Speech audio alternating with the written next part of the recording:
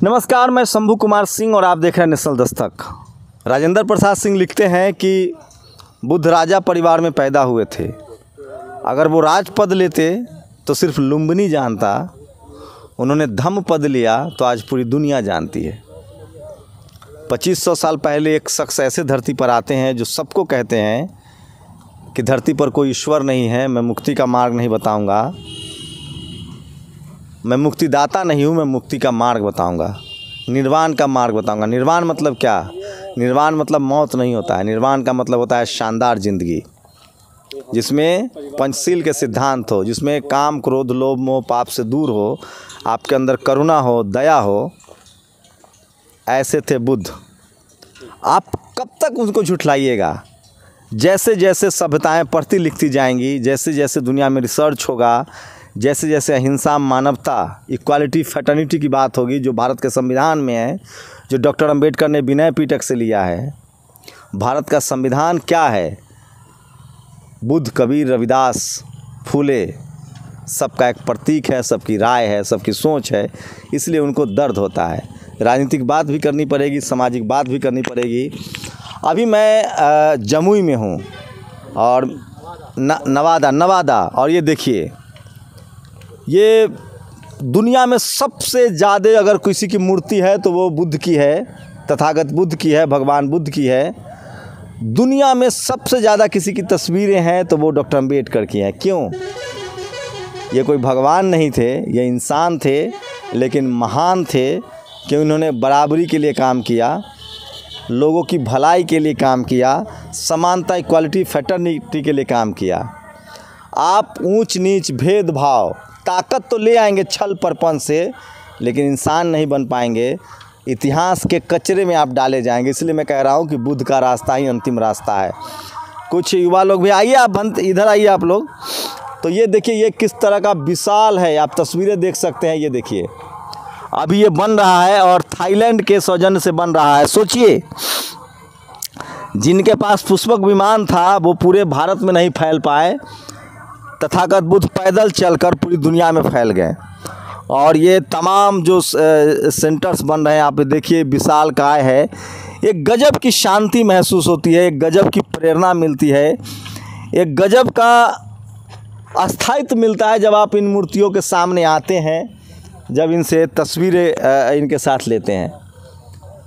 तो मैं ये सारी बातें क्यों बता रहा हूँ? मैं इसलिए बता रहा हूँ कि ऐसे दौर में जब जाति के नाम पर, धर्म के नाम पर, लिंग के आधार पर हिंसा हो रही है, लोगों को मारा जा रहा है, पीटा जा रहा है, तो आपको मैं बुद्ध की तस्वीरें दिखा रहा हूँ। शानदार है सब कुछ, पूरी तस्वीरें देखिए। तो ये देखिए, अब मैं ये तस्वीरें दिखा रहा हूँ। क्या विशालकाय मूर्तियाँ हैं, और ये है बुद्ध। और ये कहाँ कहाँ से मिटा देंगे। इस देश में कभी भारत बुद्धमय भारत था, और इसलिए डॉक्टर अंबेडकर ने 1956 में बुद्धमय भारत का सपना देखा। और आज इस देश में जो सम्राट अशोक का देश था, जो मौर्य का देश था, जो बुद्ध का देश था, जहाँ शांति थी, अहिंसा था, बराबरी थी, डेमोक्रेसी थी, सबको बराबर का अधिकार था, उसी बुद्ध की तरफ दुनिया देख रही है। चाइना, थाईलैंड, वियतनाम, दुनिया के तमाम सेंटर्स पे रिसर्च हो रहे हैं, और ये शानदार मूर्तियाँ हैं। आप बना रहे हैं भाई साहब इसको? कितने साल से बन रहा है ये? जी बना 8 साल से। हाँ, 8 साल से। 8 साल से बन रहा है ये।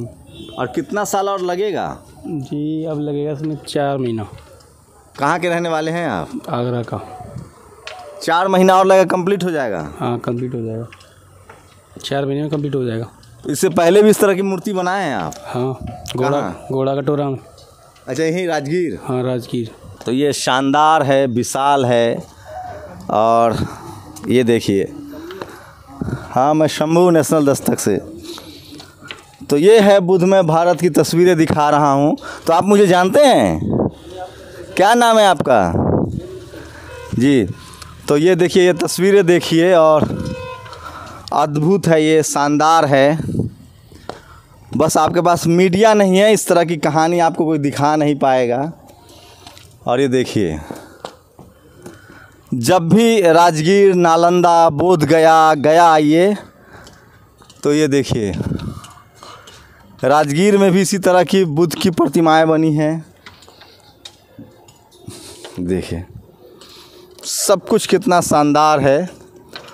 और आप इस मूर्ति की विशालकाय मूर्ति को देखकर सम्राट अशोक के विशाल राज का अंदाज़ा लगा सकते हैं। तो ये तस्वीरें दिखा रहा हूँ आपको, शानदार है सब कुछ।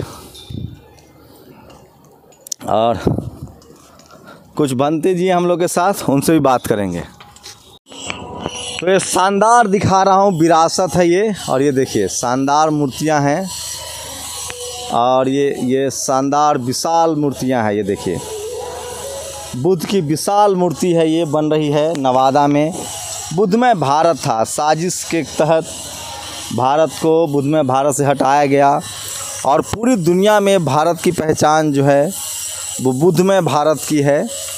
और इस तरह से एक विशाल मूर्ति जो है, बुद्ध की जो तस्वीरें हैं वो बन रहा है। और सोचिए 2500 साल पहले ऐसे आते हैं, बुद्ध आते हैं, और भारत को, पूरी दुनिया को जब सभ्यताएं विकसित हो रही थी, तब वो उनको सत्य अहिंसा का पाठ पढ़ाते हैं, इक्वालिटी फ्रेटर्निटी का। दुनिया के सबसे बड़े समाज वैज्ञानिक, सबसे बड़े सोशल साइंटिस्ट थे बुद्ध। और आप पैसा से अमीर हो सकते हैं, आप राजा हो सकते हैं, लेकिन आप बुद्ध नहीं हो सकते हैं। इसलिए कहा जाता है कि अगर बुद्ध ने राजा के बेटे थे, राजा बने होते तो वो लुम्बिनी में ही जाने जाते, लेकिन उन्होंने धम्मपद, उन्होंने समाज की बेहतरी के लिए काम करना शुरू किया, और इसीलिए आज उनको पूरी दुनिया जानती है। वो वीडियो बन नहीं पाया था। तो ये देखिए, ये छोटे युवा बनते हैं जो दीक्षा ले रहे हैं। कहाँ के रहने वाले हैं? नालंदा के। तो कितने साल से हैं? 8 साल से। नाम बताइए। पिंटू कुमार। तो शिक्षा दीक्षा सब हो रही है यहाँ? जी। क्या क्या पढ़ाई होती है? पढ़ाई तो बाहर जाना पड़ता है, मगर भंते जी रहते हैं तब वो अपना लैंग्वेज भी सिखाते हैं। और क्या क्या? अपना लैंग्वेज थाई भाषा और पाली भाषा में जो मंत्र है वो। पाली आती है आपको? हाँ जी। थाई? थाई भी थोड़ा थोड़ा, उन लोग थाईलैंड का है तो थाई भाषा भी सिखाते हैं। अंग्रेजी?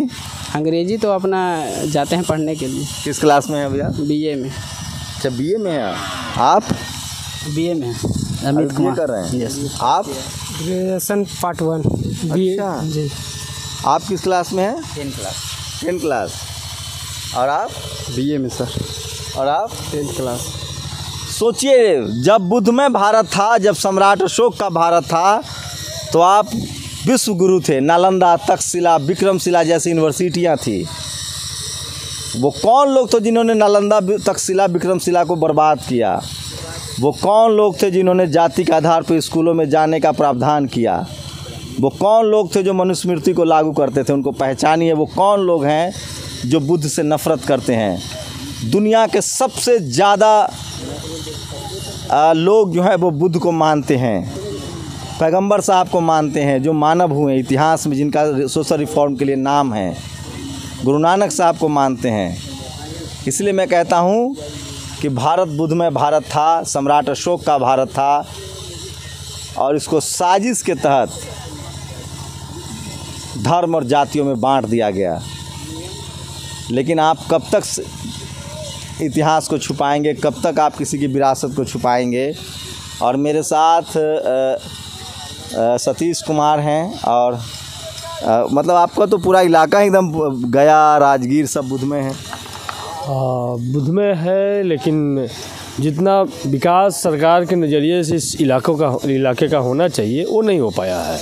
आज भी आप सड़कें देख रहे हैं, बुद्धिस्ट सर्किट के नाम पर पिछले 10 साल से सड़कें बनाई जा रही, लेकिन उसको कंप्लीट नहीं किया गया। और ये टूरिज़्म का पूरी दुनिया का बौद्ध धर्मावलंबियों के एक सबसे बड़ा केंद्र है, जहाँ पे पूरी दुनिया के लोग आना चाहते हैं। उस तरीके से विकास नहीं हुआ है। ये तो थाईलैंड, जापान, चाइना, इन तमाम जगह के धर्मावलंबियों को, बुद्ध को मानने वाले लोगों को हम लोग को धन्यवाद देना चाहिए। यहाँ पर बहुत सारा मोनेस्ट्री वो बनाए हैं, बहुत सारा विद्यालय वो चला रहे हैं, बहुत सारा अस्पताल चला रहे हैं, लेकिन सरकार से उन्हें बहुत सहयोग नहीं मिल रहा है। मैं नवादा में हूँ, और यहाँ से थोड़ी ही दूर पर बोध गया है, जहाँ तथागत बुद्ध ने को दीक्षा ज्ञान की प्राप्ति हुई थी। बोध आए थे, सम्राट अशोक आए थे। बोध गया का वो बौद्ध टेम्पल सबसे मशहूर है और सब कुछ अद्भुत है, शब्द नहीं है आपके पास। कितनी शांति है, न हाथ में हथियार है, न मतलब किसी तरह के किसी जानवर की सवारी है। बुद्ध का मतलब क्या होता है? शांति, अहिंसा, बराबरी, समानता। लेकिन उसको उनकी कमजोरी से मत जोड़िए। भारत के सबसे महान सम्राट चंद्रगुप्त मौर्य हो, चाहे घनानंद हो, घनानंद के डर से सिकंदर सिंधु नदी पार नहीं कर पाया। सिकंदर के सेनापति सेलुकस को सरेंडर करना पड़ा और उसने चंद्रगुप्त मौर्य को अपना दामाद बनाया और बदले में चंद्रगुप्त मौर्य ने 1000 हाथी दिया था। वो थे सम्राट चंद्रगुप्त मौर्य। लेकिन उसके बाद किस तरह से इस देश की संस्कृति और सभ्यता को खाक में मिला दिया गया। मिरांडर, जिसको मिलिंद कहा जाता है, जिसने यूनान का राजा, जिसने तथागत बुद्ध के चरणों में सब कुछ त्याग दिया। अंगुलीमाल, जिसको बुद्ध ने सज़ा नहीं दी, इंसान बना दिया। इसलिए मैं कहता हूँ बुद्ध के पास तर्क था, लॉजिक था, वो विज्ञान को समझते थे। और आज बुद्ध के अनुयायी होंगे तो मैं दावे के साथ कह सकता हूँ कि आपकी ज़िंदगी बेहतर होगी। आप पढ़ाई लिखाई, सोचिए जो फनते हैं यहाँ, जो बुद्धिज़्म की ट्रेनिंग ले रहे हैं, वो सब के सब एजुकेशन में है, पढ़ाई कर रहे हैं, पाली पढ़ रहे हैं, प्राकृत पढ़ रहे हैं। तो समझने की कोशिश कीजिए। इस देश में जो फैमिली बुद्धिस्ट हुई है वो सबसे ज़्यादा PhD कर रहे हैं। और ये विशाल मूर्ति आपको दिखा रहा हूँ। और इसलिए मैं कहता हूँ कि भारत तभी विश्व गुरु बनेगा जब भारत बुद्धमय भारत होगा। भारत में तभी विक्रमशिला, नालंदा, फायान, हेनसांग सब आते थे पढ़ने, क्योंकि भारत जो है वो बुद्धमय भारत था। और उसी विजन को, उसी को देखकर डॉक्टर अम्बेडकर ने 1956 में सपना देखा था बुद्धमय भारत का, कि एक बार फिर से भारत के गौरवमय अतीत को वापस लाना है और भारत को एक सबसे बड़ा दुनिया का मुल्क बनाना है, ज्ञान का मुल्क, ताकत का मुल्क, सम्राट अशोक का मुल्क, शिवाजी का मुल्क बनाना है। और इसलिए 1956 में उन्होंने तथागत बुद्ध, सम्राट अशोक के भारत का सपना देखा। और भारत का संविधान जो है वो पूरी तरह से जी ठीक। तो ये तमाम तस्वीरें दिखा रहा हूँ और इसलिए मैं कहता हूँ कि बुद्धमय भारत का ये सपना था। ये देखिए, और ये तमाम तस्वीरें आपको जीवन की सच्चाई से रूबरू कराएगा। ये देखिए कैसे कैसे प्रपंच रचे गए।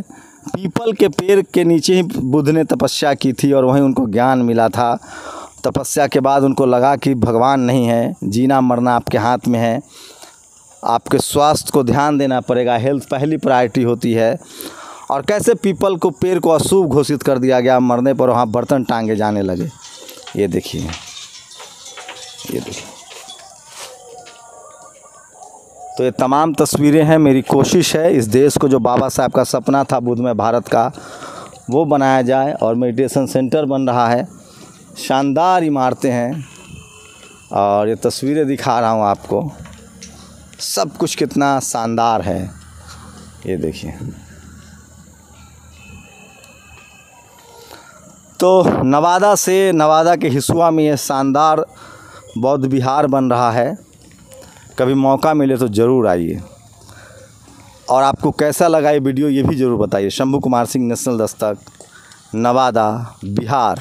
नेशनल दस्तक की आपसे गुजारिश है कि अगर इसको बचाना चाहते हैं तो नेशनल दस्तक को सब्सक्राइब करने के लिए रेड कलर के सब्सक्राइब बटन को दबाएं, फिर बेल आइकन की घंटी दबाएं। नेशनल दस्तक को बचाने के लिए बहुत ज़रूरी है कि हर खबर को शेयर करें, लाइक करें, कमेंट जरूर करें।